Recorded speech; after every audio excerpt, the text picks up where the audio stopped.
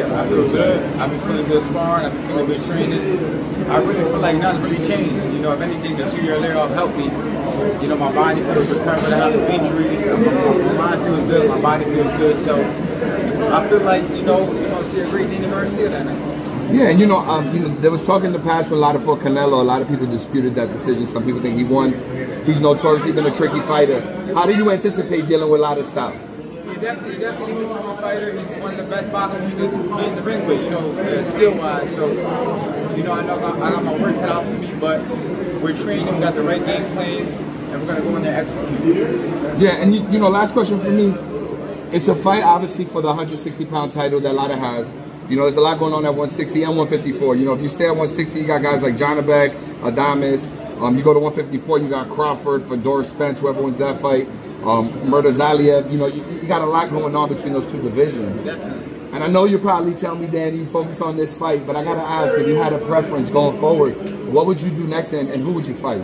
You know, at the end of the day, it has to make sense. You know, whatever fight makes the most sense for me. And obviously the most money, because at this part of my career, I'm only doing big things, you feel me? So whatever makes the most sense. But definitely any of those big names, I would love to fight. A rematch with Spence? You know, a Crawford fight that never happened? Like I said, I will always love, you know, I want to avenge one of my losses. So, you know, if it's not Thurman, then I would love to fight Spence too.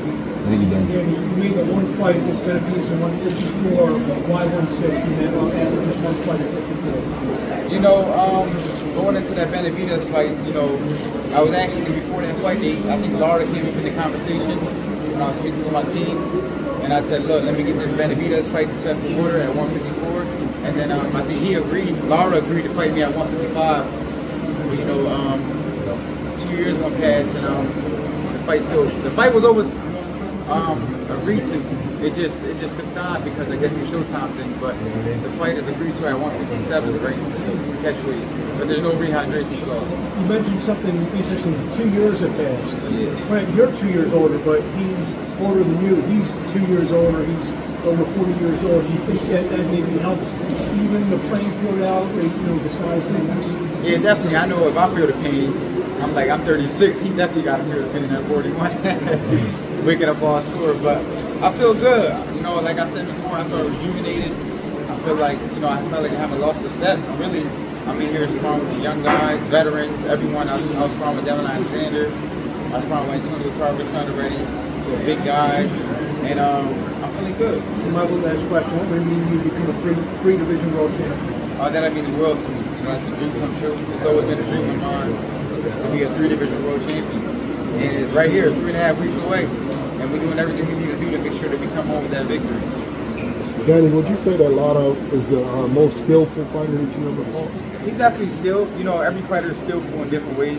You know, Amir Khan was a hell of a talent. You know, Keith Thurman was a hell of a talent. Zab Judah was very skillful. Right. You know, I would think Zab is probably the hardest style to beat, you know, for my style. But as far as southpaws, I feel like I do a great job with southpaws. You know, but he definitely is skillful, and I'm definitely the best fighter he's fought in a long time also. Right. Did you ever face the Cuban style in the amateurs? I never faced the Cuban. I was supposed to go to a tournament called the Cuban Olympiad, I remember, like in 2007. But when we went to Colorado Springs, we didn't have the right visa, so we couldn't go. But I never faced a Cuban boxer, never. Is that something that's always been on your list? I mean, he's not really on my list, but, you know, I fight Philly fighters as slick as it can get. I've been doing that since I was a kid, so slickness is really nothing to me at this point in my life. Danny, you went through the cherry era, remember that? Yeah. Now look at your resume now. It's like not even many people will come close to your resume. What does that say about you, about some fighters? You know, when you're doing something good, they always got something bad to say. You know what I'm saying? That's how it was at that point in my career, because I was the underdog, like, fighting Amir Khan, and I was the underdog fighting Batiste, and I was beating everybody. And then I came off fighting 6 straight world champions, and then I fought Ross Salco, and then I got called a cherry picker. But if any other fighter did it, it would have been cool. But, you know, at the end of the day, I did what I love to do. I fight the best because I believe I can beat them. And that's why I'm here today. I'm still standing. Danny, a fight that just happened a couple weeks ago, Ortiz and Bochuk, you know, there was there's controversy about the decision. Just wanted your thoughts on it. It happened at 154 division. You could potentially fight in again. How did you see that fight? that was a tough fight. It could have been a draw. It could have been a draw only because the other guy scored 2 knockdowns. Ortiz was, I think he made the fight a lot harder than he could have made it because he was throwing everything hard and fast. He wasn't really like taking his time. He was really just trying to get him out of there. And I think he kind of tired himself out, and that's why Bocek was able to stay in the fight and land some big punches. But it was a hell of a fight. I had it a draw. Danny, what are you thinking about Crawford versus Canelo? There are a lot of people who think that fight might happen. You know, at the end of the day, they're 2 great pound-for-pound fighters, and if they feel like, you know, it makes sense and they want to fight each other, stylistically, it's a great fight. But, you know, Canelo, he's a big dude. And I think it'd be hard for anyone to beat him at 168. But, you know, it's definitely a big money fight, and that's why we're all in boxing. You know, to make the biggest fights and try to be great. You know, since you've been gone, there have been a lot of exhibition fights. What do you think of stuff like Jake Paul versus Mike Tyson? It's entertainment. Definitely entertainment. It's a big difference between boxing and entertainment. I wouldn't call it a boxing fight. You know, it's definitely for entertainment, and you know, get the fans something to watch and make entertain the fans around the world who love Tyson, who love Jake Paul. How do you think that plays out? I'm not too sure. You know, I just hope, you know, everyone has fun and makes a lot of money. You just mentioned, Danny, that it's just entertainment between Jake Paul and Mike Tyson. Do you think, and it's not boxing, do you think Jake Paul is a boxer? Would you classify him as a boxer at this point? Yeah, definitely. I would consider him a boxer for sure because, you know, he's faced the real boxer Tommy Fury. And even though he's fighting a lot of MMA fighters and beating them, but he's putting the work in. You know, he's doing real training camps, he's sparring real fighters, and he's going there and fighting. So I would definitely consider him a real boxer now, and that's why a lot of these guys are getting knocked out by him. It's because they're saying that he's not a real boxer, but he really is. So you got to come and train like, you know, the guy's taking it serious. So you can't look at it like that. You got to look at it like I'm fighting a real boxer, and maybe one of these guys can beat him. Dave, you mentioned this fight's been growing for 2 years. It's been on, it's been off. You've always been fight this day, that day. A, do you think that this fight may fall through the cracks? And B, for the past 2 years, have you been focused solely on Lara, or were there other guys in the last couple of years that you went down the road contractually? To be honest, I really just forgot about it. I wasn't even really thinking about fighting. I was just enjoying. You know, I had 2 more kids. I have my daughter Kyla, she just turned 2. I just had a son 2 months ago. I wouldn't even really think about boxing. I mean, I started my boxing promotion. You were there that night in Philly, so I did 2 promotional cards, and I was just keeping my head on other things. You know, staying busy, watching these young guys train, always keeping my head in the game, watching boxing. But to be honest, I wasn't even thinking about boxing, you know, until I got the call, and I was like, let's do it.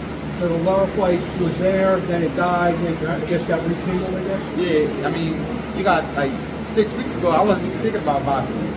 You know, they called me and say, look, you want to fight on the Lara? I mean, the Canelo undercard versus Berlanga. I said, you know, it makes sense. Berlanga's a Puerto Rican. I'm a Puerto Rican. I'm a big draw.